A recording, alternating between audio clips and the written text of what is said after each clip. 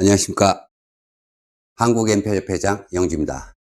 이번 내용은 주택저당권 2편으로 주택저당권과 질권대출입니다. 질권대출과 담보비율, 질권대출 금리에 대해서 알아보겠습니다. 질권대출과 담보비율입니다. 질권대출을 해줄 때 무작정 해주는 것은 아니고요. 일정한 정도로 담보비율을 갖추고 있어야지만이 질권대출을 해줍니다. 자, 질권대출 담보비율을 보면 서울 시내에 있는 아파트를 기준으로 KB시세 70%까지 질권대출을 해줍니다. 수도권 A급 지역, 가령 선남이라든지 분당 같은 경우는 서울 지역같이 LTV 70%까지 질권대출을 해주고요. B급 지역은 65%, 지방 대도시 아파트 경우는 KB시세의 60%까지 질권대출을 해줍니다. 빌라의 경우는 KB시세를 기준으로 약 10%씩 아파트에 비해서 차감이 됩니다. 그래서 아파트가 71대 60, 71대 60, 61대 55, 61대 50. 빌라는 KB시세를 기준으로 아파트보다 약 10% 정도 차감해서 질권대출을 해주고 있습니다. 자, 질권대출과 금리입니다. 질권대출 금리는 약 8.4%인데요. 내용을 살펴보면 주택저당권과 질권대출 금리는 한국은행 기준금리와 플러스 6%입니다.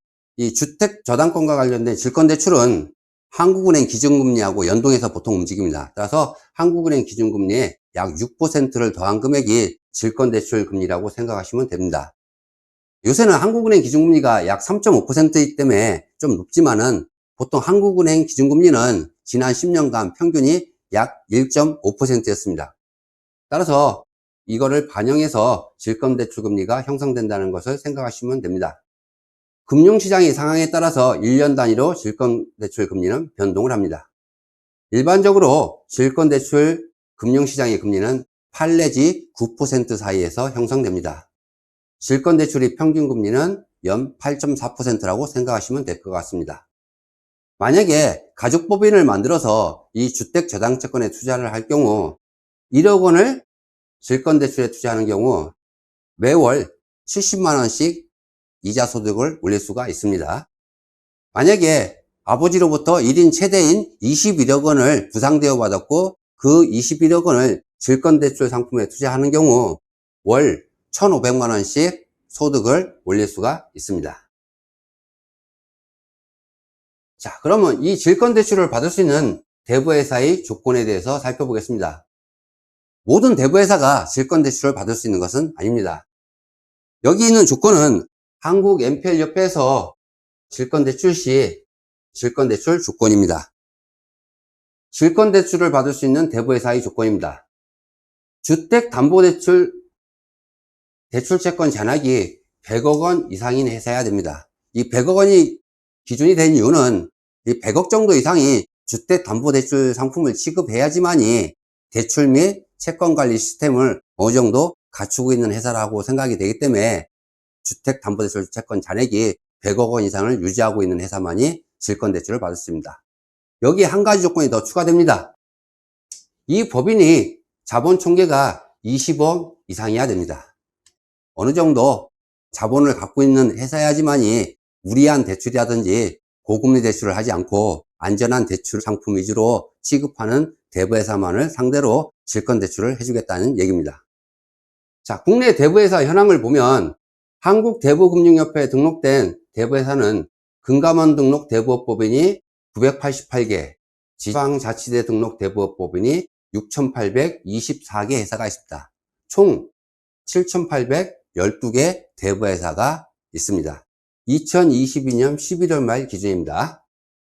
이 질권대출 조건을 충족하는 대부회사의 비율은 자, 1차 조건인 주택담보대출 채권이 100억 원 이상인 회사는 총 7,812개 대부회사 중 180개 대부회사만이 해당됩니다.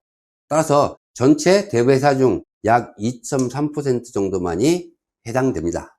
여기에 2차 조건으로 자기자본 총계가 20억이 넘는 대부회사는 이 180개 대부회사 중에서 약 50여 개 정도 대부회사만이 해당됩니다.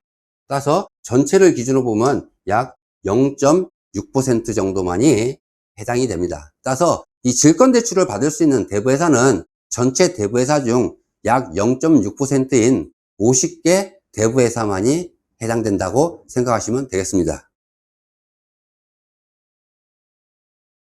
자, 세 번째, 질권대출 담보물인 주택이 경매가 진행되는 경우입니다. 자, 질권대출을 해줬는데 그 물건이 경매가 진행되면 어떻게 되냐, 그리고 이럴 때 어떻게 정리를 하는지에 대해서 설명입니다. 자, 먼저 질권대출의 구조를 보겠습니다.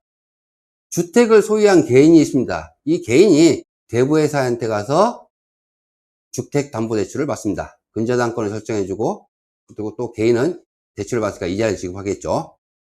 이 대부회사는 다시 자신이 갖고 있는 주택저당권을 담보로 저축은행이나 캐피탈사라고 해서 질권대출을 받습니다. 그렇게 하고 이자를 지급합니다. 이게 정상적인 질권대출 구조 시스템입니다. 근데 여기서 문제가 생겨서 주택담보대출을 받은 개인이 이자를 내지 않습니다. 자, 원채무자가 대부회사한테 돈을 빌렸지만 이자를 지급하지 않습니다. 이자 연체가 발생했습니다. 이자 연체가 발생해도 대부회사는 질권대출 받은 저축은행이나 캐피탈사에 이자를 지급합니다. 자, 그런데 원채무자가 이자를 계속 지급하지 않습니다. 3개월, 4개월, 5개월. 이렇게 되면 할 수 없이 대부회사도 채무자의 주택을 경매를 진행을 시킵니다. 자, 이 경매가 진행되는 순간 이 대부회사는 질권자인 저축은행과 캐피탈사에 이 자기가 받은 질권대출금을 상환해야 됩니다.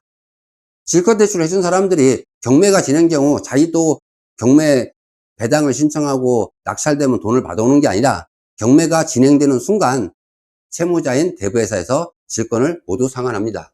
그리고 이 대부회사는 자기가 갖고 있는 이 경매를 잡아놓은 부실채권을 바로 매각을 해서 현금을 확보합니다. 밑에 좀 더 자세히 설명을 드리겠습니다. 경매 진행 시 질권대출금 상환 방법. 자, 이 대부회사가 질권을 상환하는 방법은 두 가지 방법입니다. 첫 번째는 대출금을 상환하는 방법이 있고요. 두 번째는 담보를 변경해 주는 방법이 있습니다. 자, 대출금 상환입니다. 경매가 진행되는 담보 물건이 질권대출금을 전액 질권자한테 상환하는 방법입니다. 두 번째 방법은 경매가 진행되는 담보 물건을 정상 물건인 다른 담보 물건으로 담보를 변경해 준다. 질권대출을 받은 질권자에게 경매가 진행되면 대출금을 상환하든지 아니면 담보를 변경입니다. 따라서 이 질권자인 저축은행이나 캐피탈사 또는 새로 진입한 가족법인 같은 경우는 경매하고 전혀 상관이 없습니다. 왜? 진행만 되기만 하면 상환이 이루어지고 담보가 변경되기 때문입니다. 따라서 부실률이 0%인 안전한 투자 상품입니다. 그러면 이 대부회사는 자기가 갖고 있는 부실채권을 어떻게 처리를 하는지 살펴보겠습니다. 보통 일반 사람들은 대부회사들이 경매를 진행시키고 낙찰된 다음에 대출해주는 원금을 했어야 한다고 생각하는데요. 그렇지는 않습니다. 이 대부회사들도 자기가 갖고 있는 부실채권을 NPL 투자 전문회사에 매각을 합니다. 자, 밑에 한번 살펴보겠습니다.